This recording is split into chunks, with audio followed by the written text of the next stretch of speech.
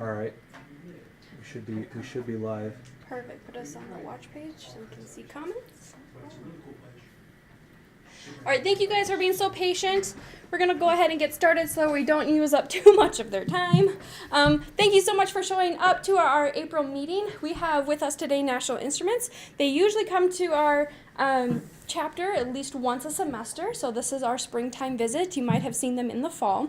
But with that, today we're going to hear a slightly different presentation than we're typically used to, but then, of course, I'm sure they're very open to questions and answer time at the end of the meeting. So without any more delay, please go ahead and take it away, you guys. Thank you, Kylie. Yes, so we are National Instruments, and we're actually calling in from 3 different locations, but you might have heard my voice or seen me before, but my name is Stephanie Shelton. I'm a senior tech writer at National Instruments, and if you're not already aware, National Instruments creates computer hardware and software for the test and measurement industry, and for the industry, we actually have a pretty large TechCom department, and within that department, we have several different product groups, and you can see my product group is RF, so I write for RF, so that means I write for hardware and software, and I've been at NI going on 7 years. I'm a Texas Tech graduate. I graduated in 2011. And I actually minored in TechCom, which is how I kind of got into the field. I was recruited by National Instruments as an undergrad, and the rest is history. And so I'll turn it over to Allie. She's another tech writer at NI. Yeah, my name's Allie. I've been on this team for a while, so we might have met before. I've been at NI for about 3.5 years now, but before I was on full-time, I was an intern for a summer. I currently write on the ATS team, so that's automated test software. My primary product is called Test Stand, which basically sits on top of our flagship product called LabVIEW for automated tests. I think that's it. Kate? Yeah, and I'm Kate DeBusk. I'm also an RF tech writer. I've worked at NI for about 1.5 years. I interned in 2015, actually after being recruited by Stephanie. And then I started full-time after graduating from tech in 2016. And I also write for both RF hardware and software. So we can probably get into it. Cool. So to start off, I just wanted to define a couple concepts for you that we're going to talk about in more detail later on. And the first concept is called minimalism. And you've probably heard this word before, but in this context, minimalism is a kind of text-based learning that encourages users to take a more active role in their learning experience. And it accomplishes this in 2 ways. It minimizes verbiage, so you're using fewer words, you're taking out any useless information from the documentation.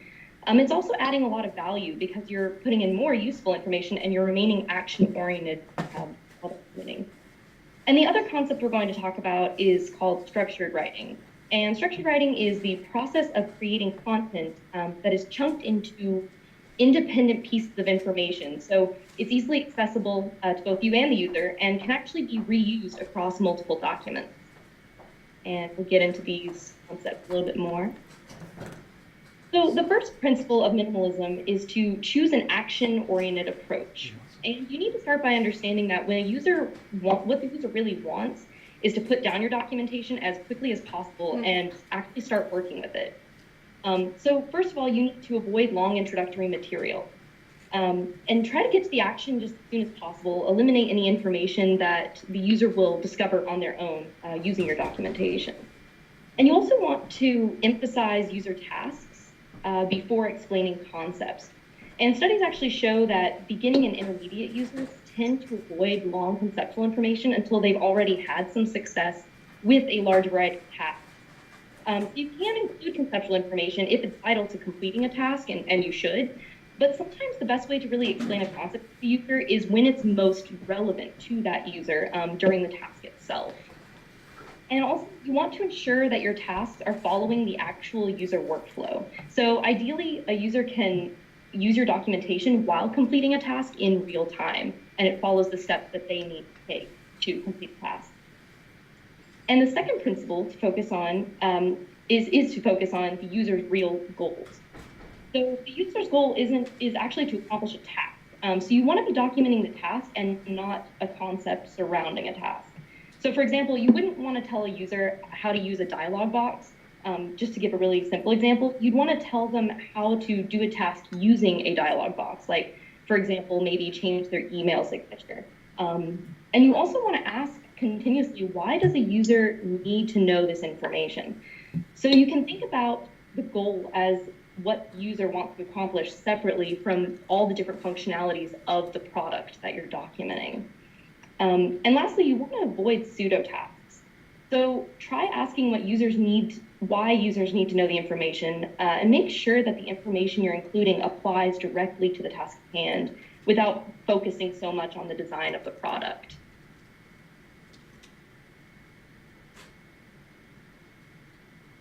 The third thing that we think about when we talk about minimalism is support for error recognition and recovery.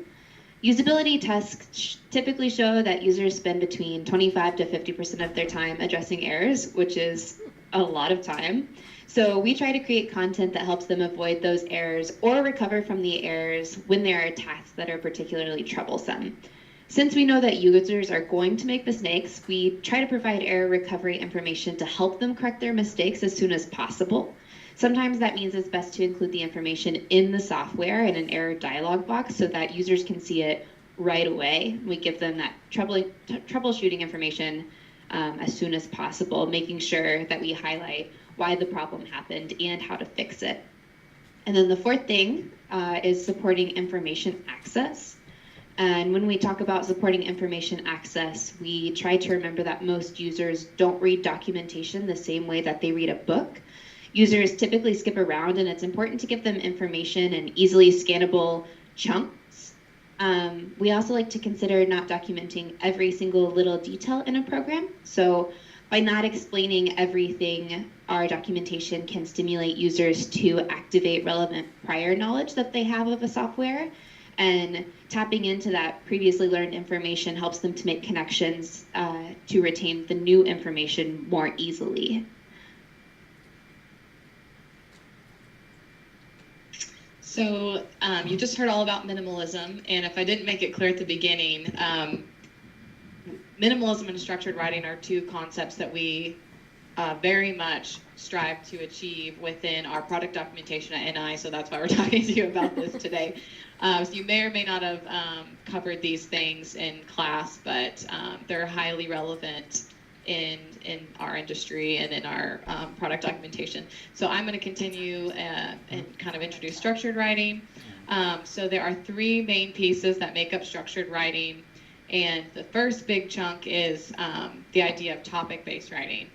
So a topic can be anything from like a topic in a help file or a section in a manual, but a topic is a standalone piece of information that really deals with a single subject. So we want our user to be able to get all the information they need from that topic without requiring other topics.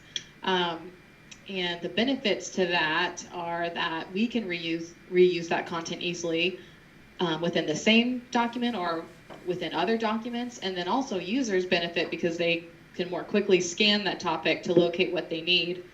I'll talk about another great thing about topic-based writing is you want to deal with that single subject. You want to get all the information the user needs in that one topic, so you want to try to minimalize like inline linking or linking to other topics, and I'll touch more on that in a minute. But the second big piece for structured writing is something called information typing. So when we information type, we're basically categorizing our content using labels to describe the content and tags to reinforce the goal of the content. So we've talked about this in the past, but we actually use DITA XML to tag and structure our content. So in DITA, we have different topic types for content, and we have a lot, but the main three types of topics are a concept, reference, and task.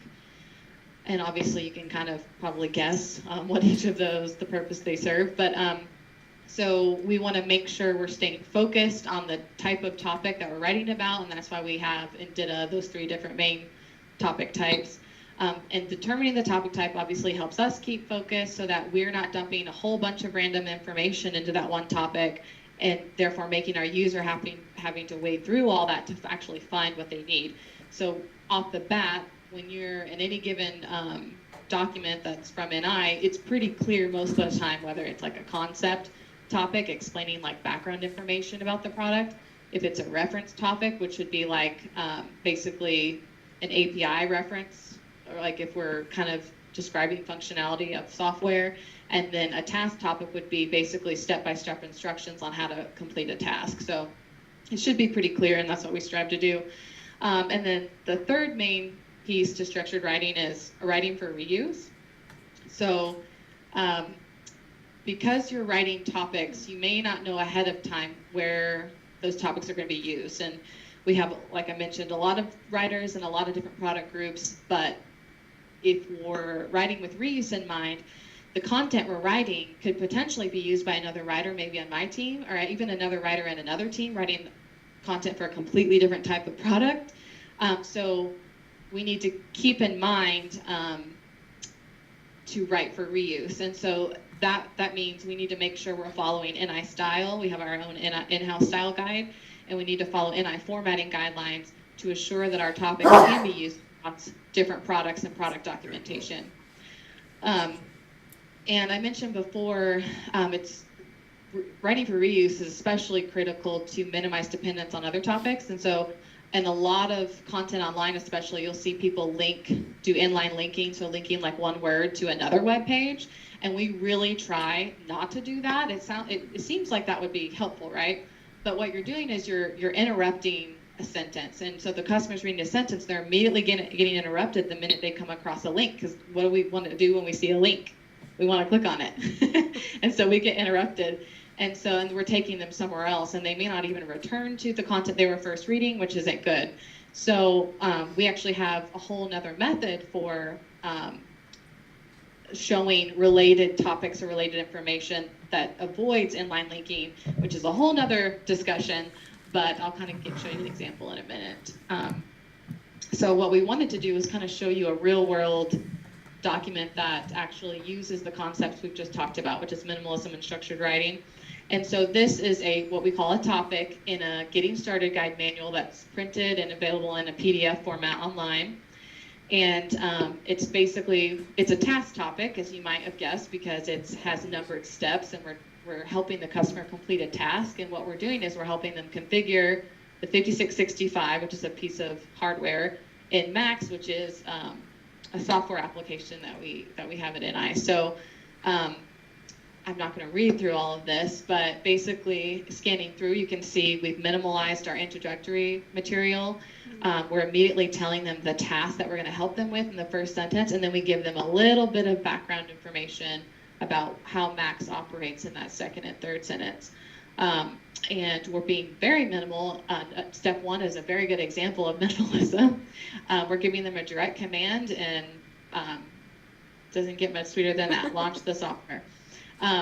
And so we're also showing them later on in step 3, we're showing them when they complete this step, there's a special note here because commonly there might be an issue with all the installed modules not showing up in the software. So we're immediately going to identify that problem to them if that is a problem. And so we're giving them the troubleshooting information directly as soon as we think they're going to need it, instead of them trying to figure out in the middle of this task how they're going to find their module. So we're applying that concept. Also, there's no inline links in this, so that makes this content highly reusable. So what we've done is we've actually have a related information section at the bottom where we're linking there to other topics that are relevant for the customer to read through to fully get the whole context of this task. And you might be wondering, well, there's all these references to specific hardware models in here, so how could this possibly be reusable? Because we sell a lot of different hardware, and what's happening behind the scenes, and this is part of the specialty of using DITA XML tagging, is that behind the scenes in the XML, we're actually tagging each of these hardware models and applying basically an attribute that allows us to swap out these hardware models. So behind the scenes, another writer could easily use this topic in their document and just swap out these model names, allowing them for it to make sense in their document. So there's just at a high level some of the concepts we just talked about and how we're applying them in our documentation. And if you want to get kind of the context of how this topic is included in the bigger document, I have a link here, and I can share there's PowerPoint afterwards if you want to see the entire Getting Started guide, and it's available publicly online as well. So now we're going to kind of talk about more about just technical writers at NI, and I'll hand it over to Allie. Right, so to be successful at our job, we try to focus a lot on structured writing and minimalism, obviously. These are some other skills that make a really good writer where we work. Well, it's my left. I think your left too, and that blue arrow. The core aptitudes that we look for when we're hiring candidates: really good writing skills, a willingness to learn and jump into complex things quickly, ability to work well in groups and as a team, and some sort of interest or tech background in technology. Those are things that we 100% look for in candidates. And then in that kind of orange colored arrow, these are things that we like to see but aren't always necessary to be a successful candidate for a job at NI. Experience or exposure to HTML, experience or exposure to programming languages like Java or C, just because that can help you pick up on what's going on more quickly. And then experience with editing or publishing tools like Dita or Madcap Flare or any kind of content management system. So if you were interested in interviewing with us, this kind of just reiterates what was in the slide with the arrows, but we're looking for really good writers that are able to proofread their own work and show attention to detail. We're looking for writers that are interested in high tech and show an interest in wanting to take on the challenge of learning about highly complex subject matter. And in our interviews, just as a tip, we always ask about a little bit of knowledge of NI. So doing a little bit of research or reading a couple NI manuals so you know what you're getting into. It's good to be able to speak to that kind of knowledge. So actually that is our whole presentation. In the past, we've kind of put a lot more emphasis on just what it's like day to day as a tech writer at NI, but we kind of wanted to do something different this time and kind of show you some basic writing concepts that we heavily apply. That we thought that would be fun for y'all to relate to. But I do want to say, unfortunately, we just recently filled all of our full-time tech writer positions. And so typically the two positions that we hire for are summer tech writer interns and then the full-time tech writer position. The intern positions have all been filled for this upcoming summer. And so obviously that's not available. We typically have a year-round open full-time tech writer position that you can apply for. But we've just recently kind of filled all of those positions. But as soon as we have any kind of opening, we're very quick to repost the opening online. So if you want to kind of stay tuned into that, I would highly recommend just going to ni.com/careers. That's where you would go to apply.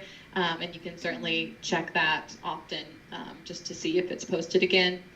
But I think that's mostly what we wanted to share. And of course, we have some really good websites listed here. I highly recommend going to austin.weekinlife.net.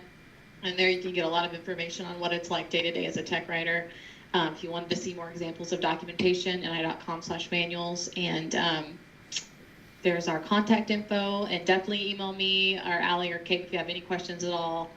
And I'd be happy to answer any questions now. Awesome. Thank you. Super zoom on, guys. Yeah, I don't know why it keeps doing that. All right. Every 2 seconds. What kinds of questions do you guys have?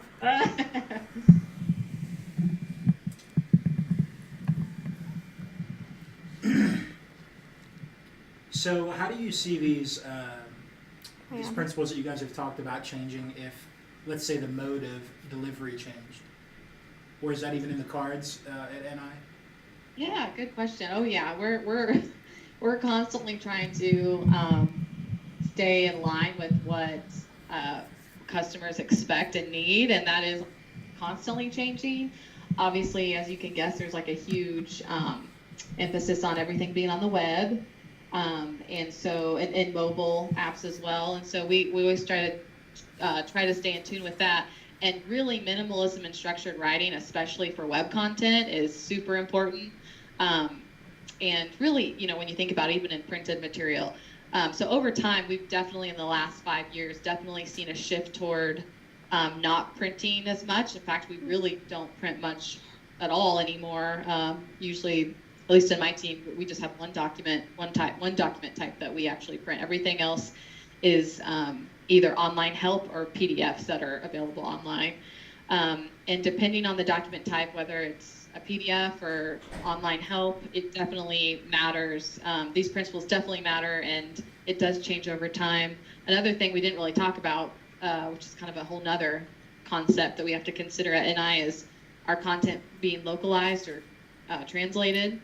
So different teams have their content translated into multiple languages, and we have to, there's certain things we have to be aware of with that as well.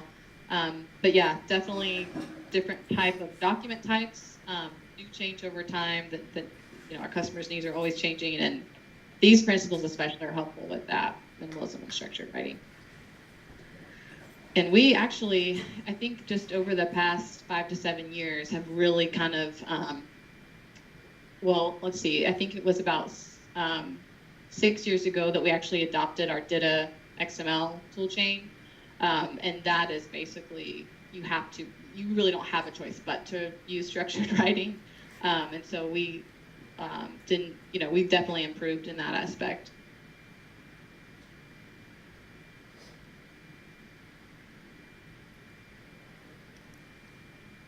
Thank you. Other questions? Pretty straight. I had a question about your style guides.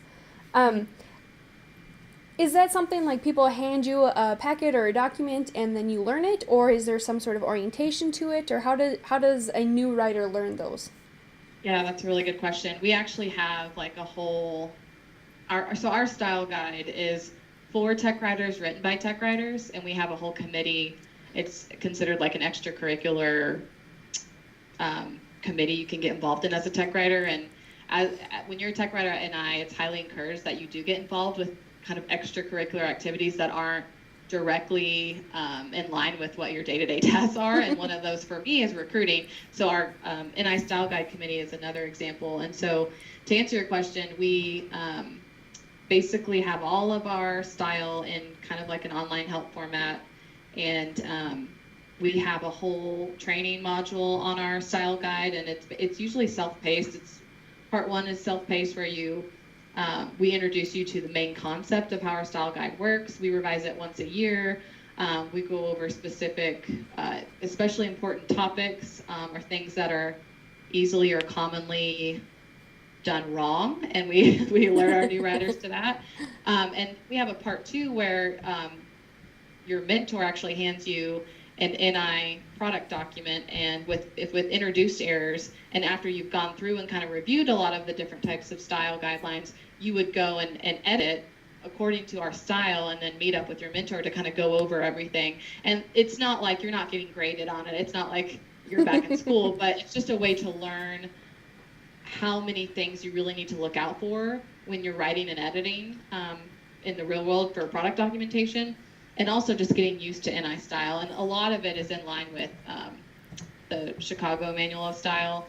Oh. But, we have very specific acronyms and crazy, high-tech lingo that is not commonly seen just by, your normal day-to-day routines. And so it's very important that we have specific style and guidelines set for terminology specific to our industry. But yeah, so you're definitely going to have basically a whole training module on the style guide, and then it's a learning experience for sure, because our style guide is very long, and it would be impossible to kind of read it in one sitting, and so you kind of learn as you go. And that's why we also have peer and lead reviews. We don't expect a new writer to come in and even on their first document they're assigned. We don't expect them to catch everything and be perfect, and that's why we have peer and lead reviews.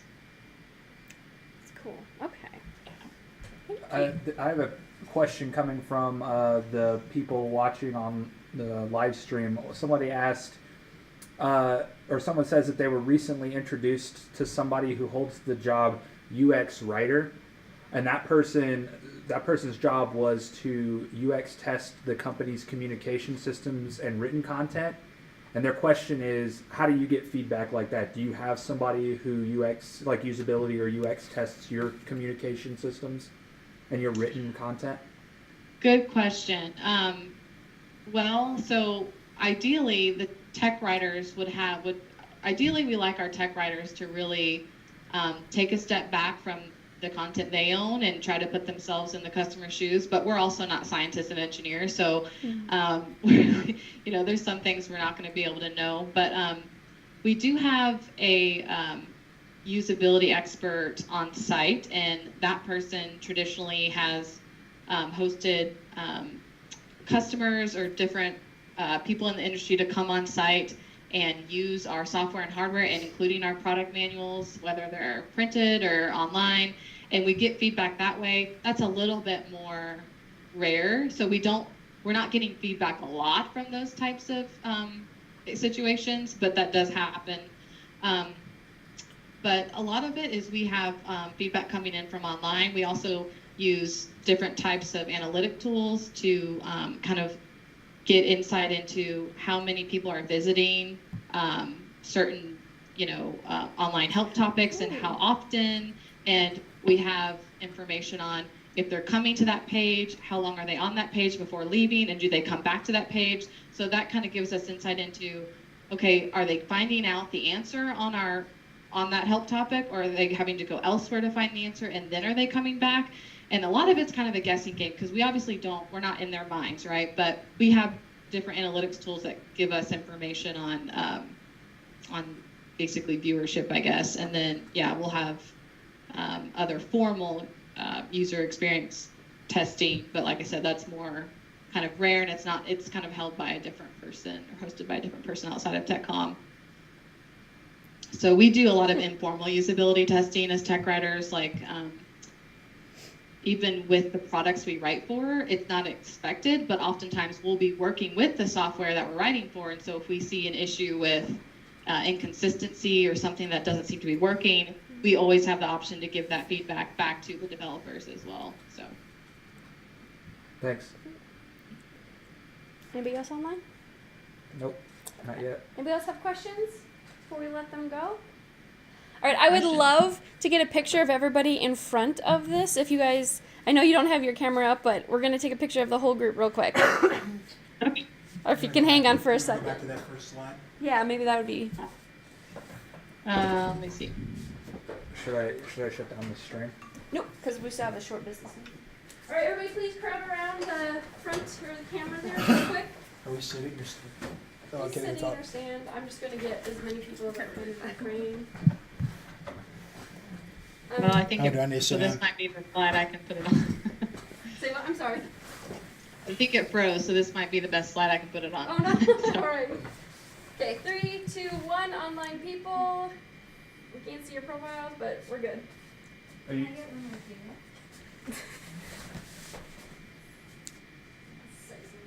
Oh. Sorry.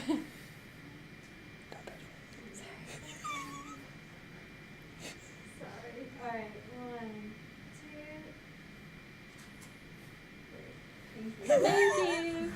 Nice. All right, before they head out, I want to thank you so much for taking time out of your days to come and speak to us. We really appreciate and value this relationship that we are able to foster with you guys. But also, let's give them a round of applause because they did sponsor a meeting with pizza and drinks. You're certainly welcome, and we're so excited to have this relationship, certainly, and we love Texas Tech. So great. Well, we will look forward to seeing you guys again in the fall. I don't know where the camera's going. Sorry. Coming over here. All right. Thank you so much, Kylie. Yes, you guys appreciate it. Y'all have a good evening. You too. You too. Okay, close me out of the Skype. Bring up the Google Drive. Oh no, I Please didn't want eat to if you haven't You want eaten. to? Okay. Did you just say We were that? asked not Nothing. to have drinks in here, so if you want to have drink, there's pop, but go outside of the room and drink that. What's pop? Oh my gosh. I'm so happy that you said that. There's some soda. A Coke? A Coke. All right, very quickly, we have a couple things on the agenda that they would like us to Oh, gotta sign in. address. Should I make this face me? Yeah. You want me to hold it? No, I'm gonna sit where you are. That is. Well, for ours, for the media lab. Wait, where are we supposed to sign in? Over there. Oh, jeez. Okay, I'm gonna sit in that corner. Oh, let me get out your way. Someone already signed those extra. Yeah, I did. Who did? Me. Did you sign me in? No. I did, Michael. Me. You did? Okay, is it on me yet? With whatever leg it's got? Yeah, it's on you. You're good. Her.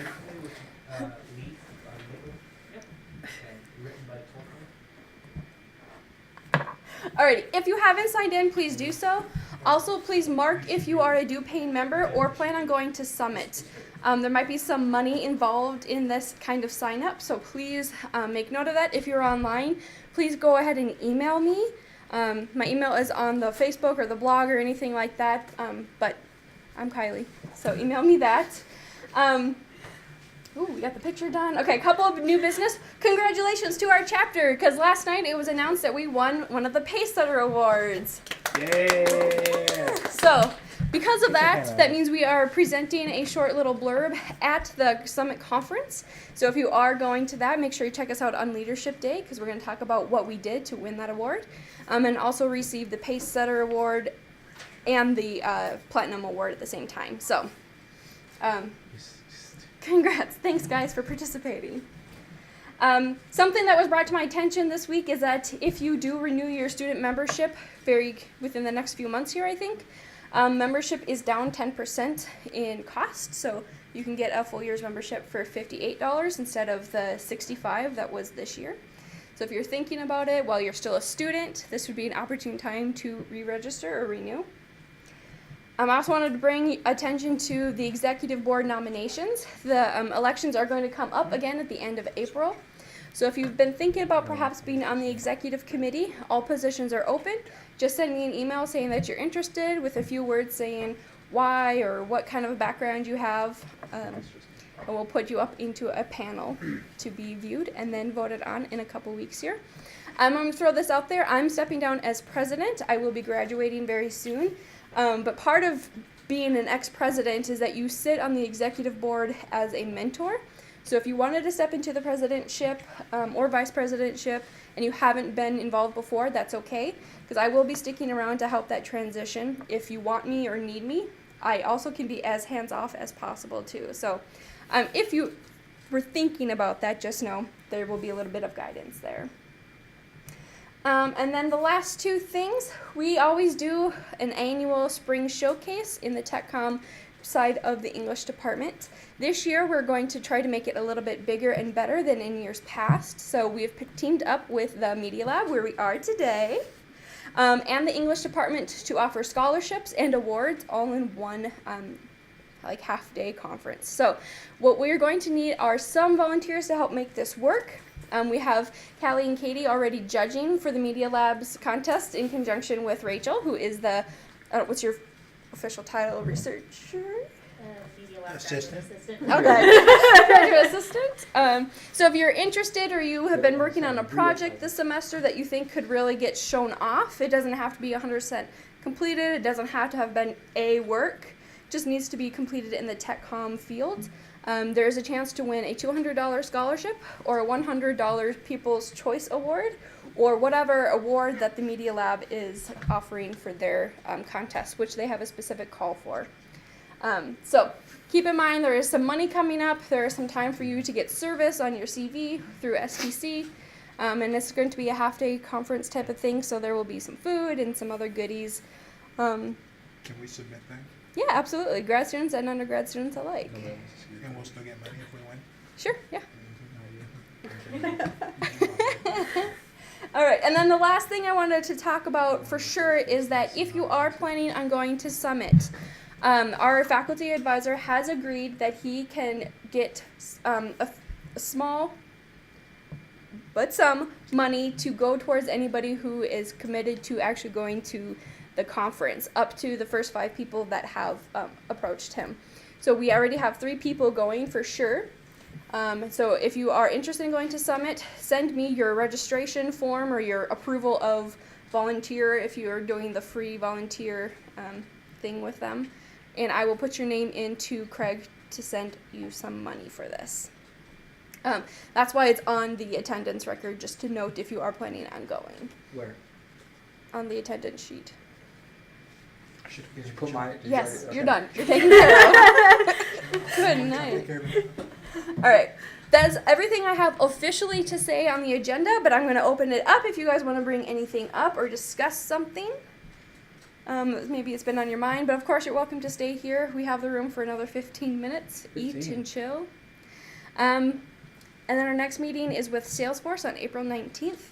We're not going to be in this room or 201. We're actually going to be in the book history room, 359. It's across the hallway from here.